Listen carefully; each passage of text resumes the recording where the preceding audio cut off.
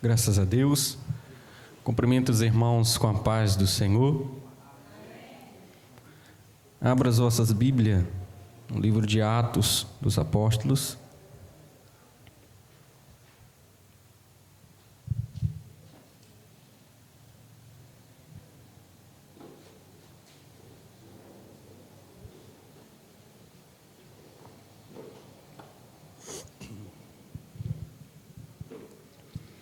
Atos dos Apóstolos, capítulo de número 2, versículo de número 1 a seguir,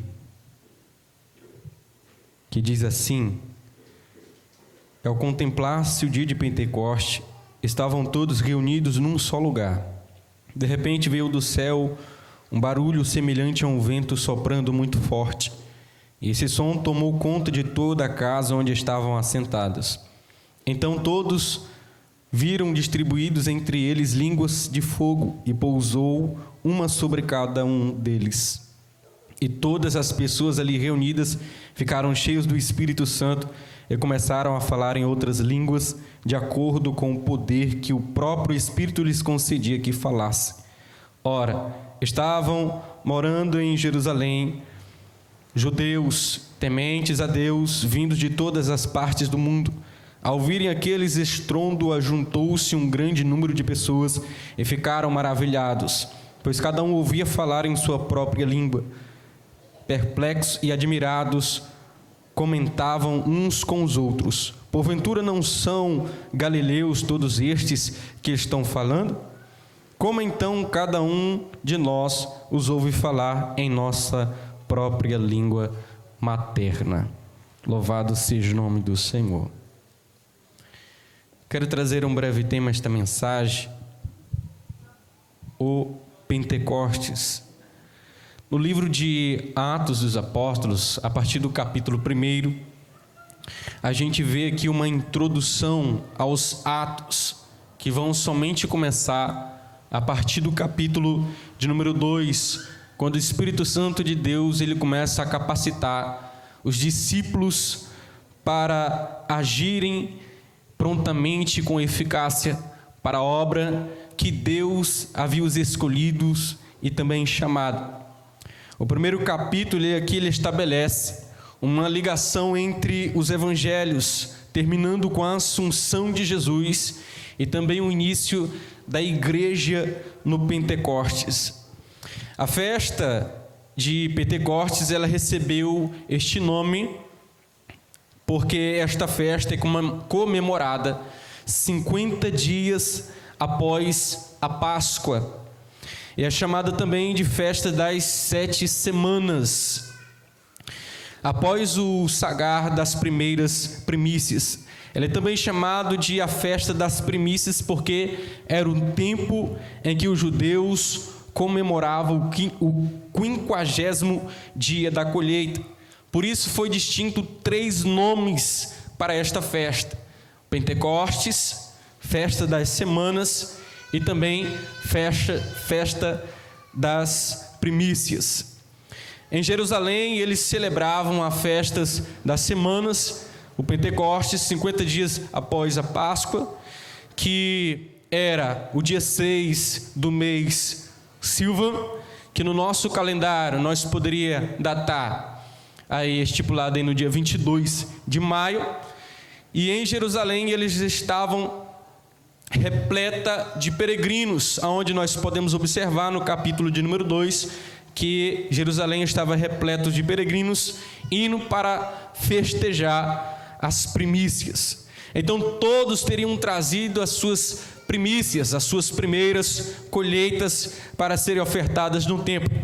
A peregrinação até Jerusalém, ela seria muito linda, assim de se imaginar. Quero que você imagine aí agora um grupo de pessoas caminhando juntos com cestos de mel, de uva, de trigo, de azeites, tamaras, e sendo acolhidos em Jerusalém ao som de harpa, de flauta e recitação de salmos. A Bíblia diz em Colossenses, no capítulo 3, versículo 16, que nós, cristãos, devemos cultuar ao Senhor com salmos, hinos e cânticos de louvores a Deus. Todos aqui estavam carregados dentro de si de um desejo de agradar a Deus após as primeiras colheitas que eles haviam feito. E isso estava na lei, o dom da terra dado ao povo no Monte Sinai. Então, comemorar o recebimento da Torá, a lei que eles receberam de Deus, era o mesmo que eles estivessem afirmando: no dia da revelação, eu também estava lá, descrito em Deuteronômio, no capítulo de número 5, versículo de número 24. Ou seja, o ontem se torna o hoje. Assim, em Jerusalém, estavam todos se alegrando e louvando ao Senhor. Então, todos eles presenciaram a vinda do Espírito Santo, conforme diz o capítulo de número 2.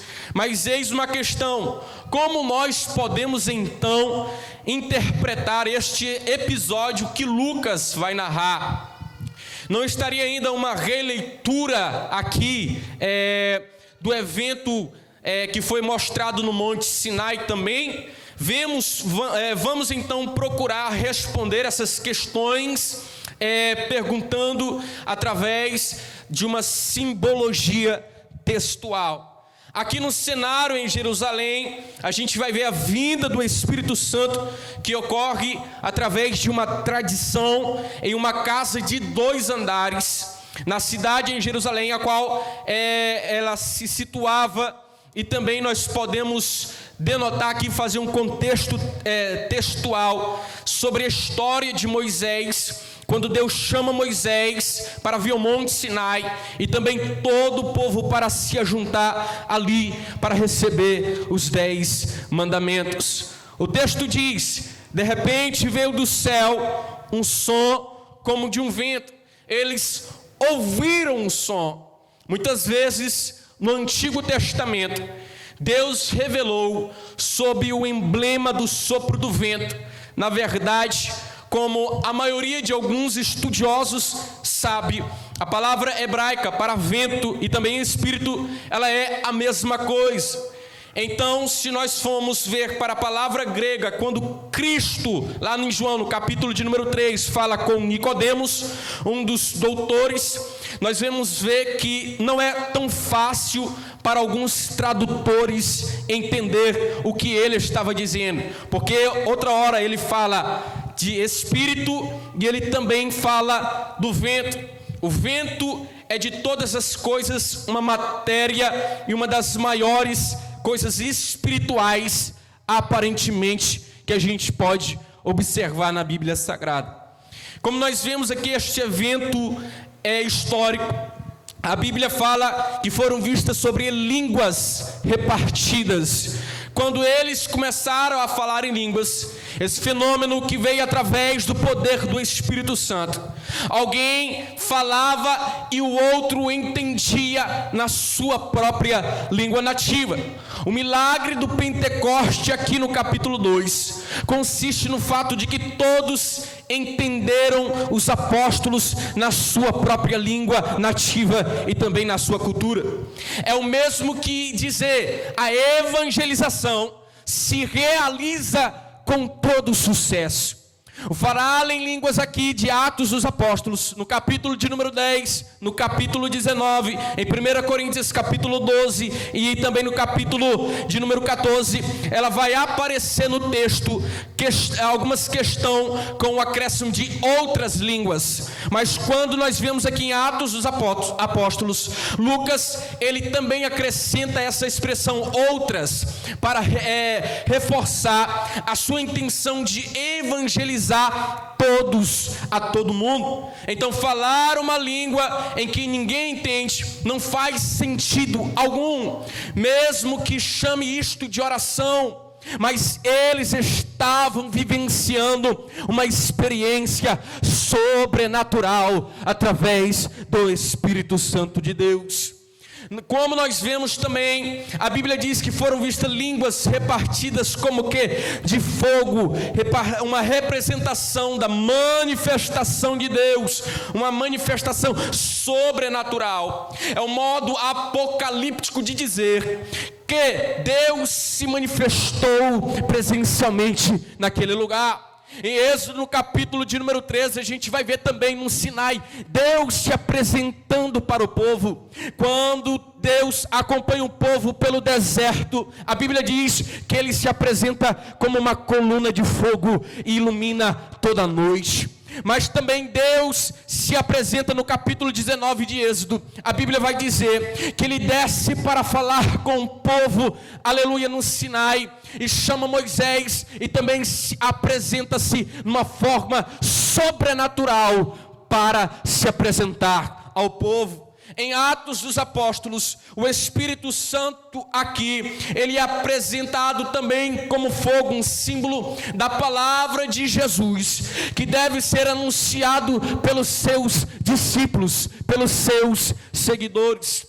A multidão que ali estavam, vendo toda aquela situação, ela também simboliza o povo no deserto que recebeu as tábuas da lei. Em Pentecostes, aqui, o evento, ele vai descrever que quase 3.000 pessoas, não é um número exato de 3.000 pessoas, mas a Bíblia diz que quase 3.000 pessoas estavam ali presentes, e eles provinham das 12 tribos e regiões. A Bíblia fala que eles ouviram um som como de um vento veemente e impetuoso, simbolizando a manifestação de Deus, a força do Espírito Santo, que leva a comunidade cristã, os discípulos de Jesus, para profetizar e também serem missionários de Deus. Alguns vão dizer, a Bíblia vai descrever, que quando eles olham esse evento, eles se chocam, e eles começam a descrever, eles estão embriagados a esta hora da manhã, tamanha 9 horas da manhã, estão já embriagados. Mas esta acusação aqui, ela simboliza os que não estão abertos à nova comunidade cristã, aqueles que ainda não receberam o Espírito Santo, que não conhecem a verdade espiritual que Deus entregou para os seus discípulos.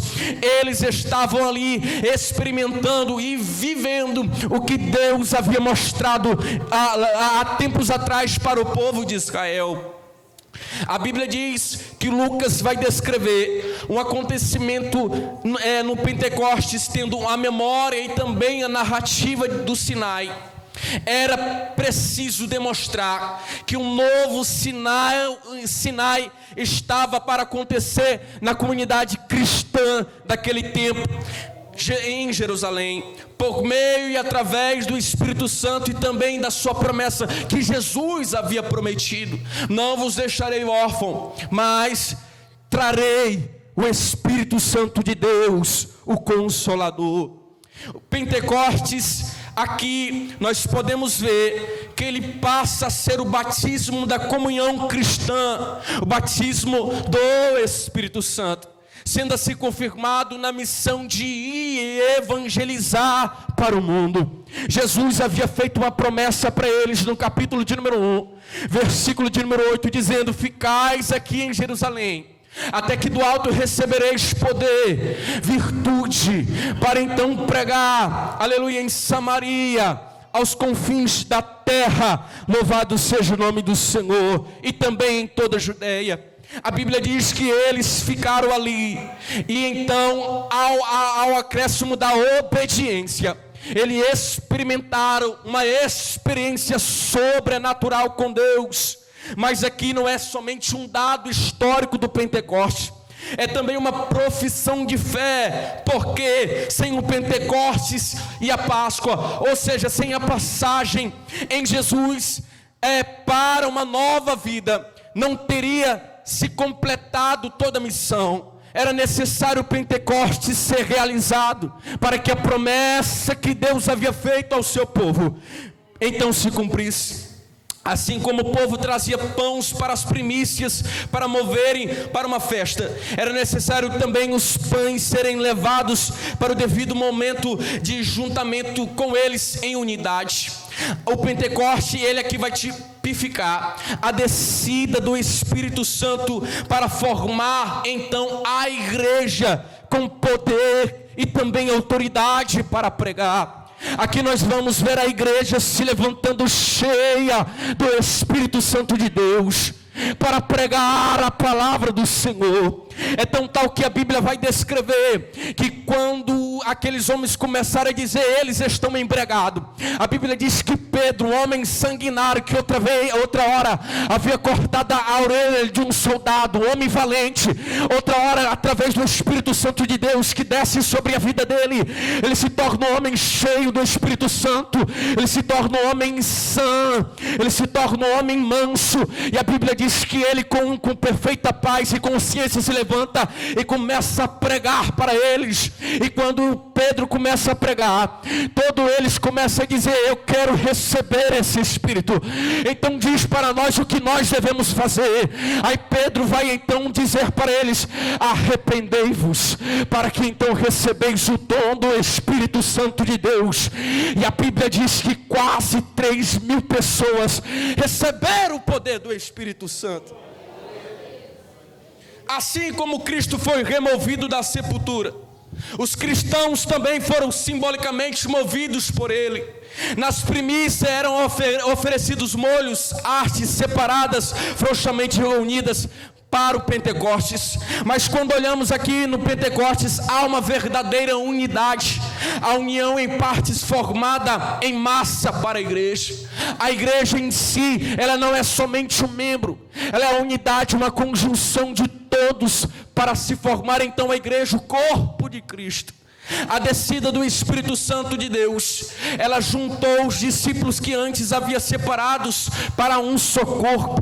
O Pentecostes aqui comemora então a vinda do Espírito Santo, que foi dada após 50 dias depois da ressurreição de Jesus. Assim como a lei foi dada também no período do Antigo Testamento para o povo de Israel, o Espírito Santo de Deus foi dado também nesse período do Novo Testamento para a igreja de Cristo Jesus. Há quem diga: eu não consigo pregar, eu não sei pregar, eu não consigo cantar. O pastor vai chamar alguém para evangelizar, ou o dirigente da Secretaria de Missão vai chamar: meus irmãos, domingo 3 horas da tarde tem evangelismo. Alguns se levantam para evangelizar porque tem medo de pregar. A Bíblia nos garante que recebemos o selo do Espírito Santo de Deus.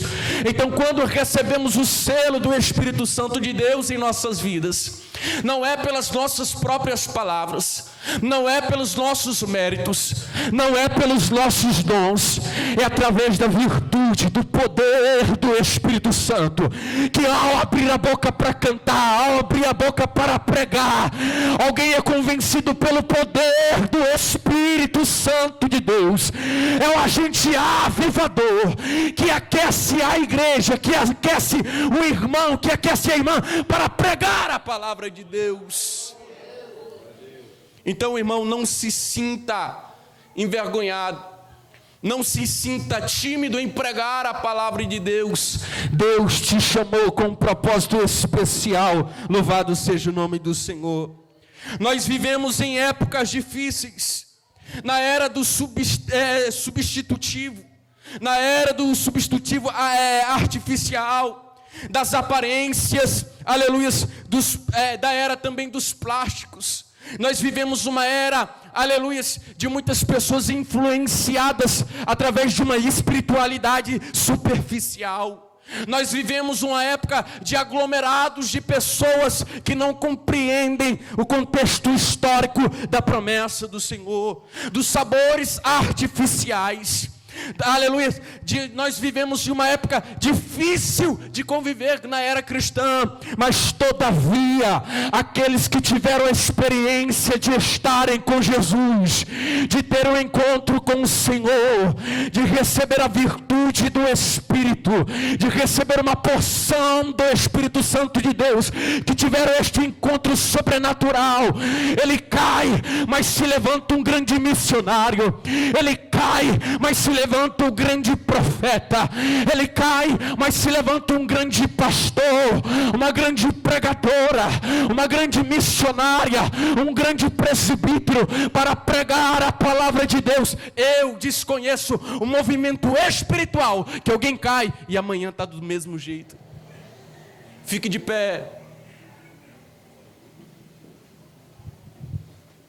Esse contexto histórico, a Bíblia vai dizer que havia ali 120 discípulos que estavam ali reunidos no dia da festa de Pentecostes, sobre qual caiu o Espírito Santo de Deus sobre eles, e aqui representa a colheita dos primeiros frutos.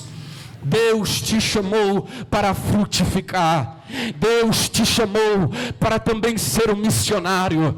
Deus te chamou para ser boca de Deus. Deus te chamou para vivenciar uma experiência sobrenatural com Ele. A igreja tem a primícia do Espírito Santo. Só quem tem essa primícia glorifica o nome do Senhor. Deus te escolheu. Você não é obra do acaso. Foi Deus que te escolheu. O diabo pode até tentar te destruir, tentar parar a tua caminhada, mas foi Deus que te escolheu. É o Espírito que te capacita. Só quem crê nessas promessas glorifica e exalta o nome do Senhor. Aleluias. Posso fazer uma oração? Eu quero chamar você aqui na frente, fazer um convite a alguém que quer fazer uma reconciliação com Deus. Eu quero também fazer o segundo convite, de você que ouviu esta palavra e necessita ser revestidos do Espírito Santo de Deus, para também ser um missionário, uma missionária, para pregar a palavra de Deus. Eu quero orar por você. Louvado seja o nome do Senhor. Não tenha medo, irmão. É para você. Deus quer te capacitar. Deus quer dar dons para que você possa então frutificar na sua obra. Eu quero convidar você para receber esta oração. Louvado seja o nome do Senhor. Aleluia. Glória a Deus. Não tem? Fecha os teus olhos. Aleluia. Glória a Deus. Tem aqui a primeira pessoa. Tem mais, irmãos. Tem mais pessoas. Venha. Deus te chamou para ser missionário. Deus te chamou para ser uma bênção, seja no seu trabalho, seja onde você estiver. Alguém vai te perguntar uma coisa, e Deus vai fazer você frutificar, assim como aconteceu no dia de Pentecostes. O Espírito Santo de Deus vai ser derramado sobre você, e você também vai colher almas para o reino dos céus. Louvado seja o nome do Senhor. Aleluia, glória a Deus. Eu quero pedir a toda a nave da igreja que feche os seus olhos e estenda as mãos para cá. Aleluias. Querido Deus, eterno Pai, neste momento, Senhor, a Tua palavra foi ministrada. Nós cremos, Senhor, na Tua promessa. Cremos, Senhor, que o Senhor nos deu o Espírito Santo, o agente avivador, o nosso melhor amigo e companheiro. Deus eterno, tem alguns dos meus irmãos aqui na frente que querem receber, Senhor, desta promessa. Querem, Senhor, mergulhar, Senhor, com profundeza, intimidade contigo, e ser também, Senhor, um discípulo assim, papai querido, como Paulo, como Pedro, como Tiago, que foram martirizados, mas todavia foram grandes missionários na tua obra.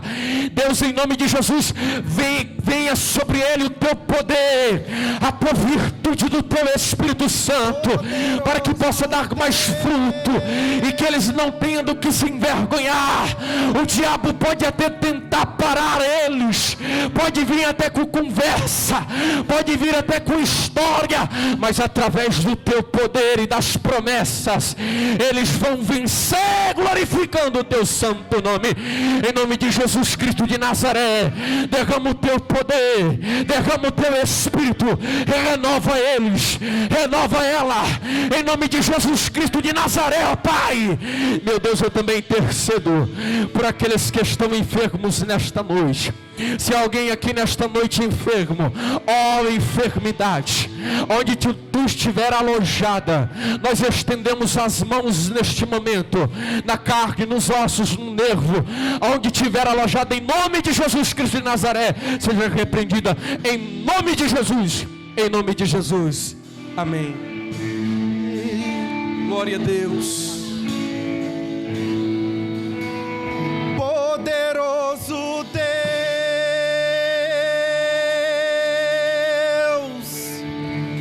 poderoso Deus. Adore, igreja. Adore, igreja. Louvado seja o nome do Senhor.